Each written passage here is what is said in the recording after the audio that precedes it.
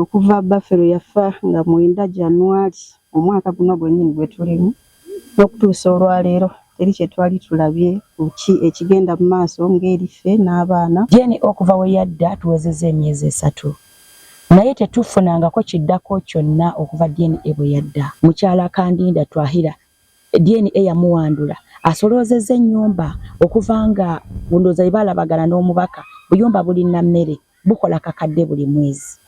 Naye nabwaki abusolooza mbu sente za mwana we ez'omwana we ate DNA gwe yawandula naye ate bano abatuufu bo basiganiddwa tebafunyeemu. Nga n'alina eyali omukozi obukozi mwami Waswa asula mu nnyumba y'ebulamu ennene ey'abaana ey'amaka naye ebiwandiiko yabiremera. Wekitabo ekyo tujja batwala mu kooti y'oba gwe n'Akandinda tujja bafuna n'omusango. Kwali sente zange zemmanja kubanga ninakolera yali yansuubiza okunsasula tukaleeta palya mwembi bawe sibya kindagaza wano si wange omamba zali nyingi zinga milioni 23 milioni 2.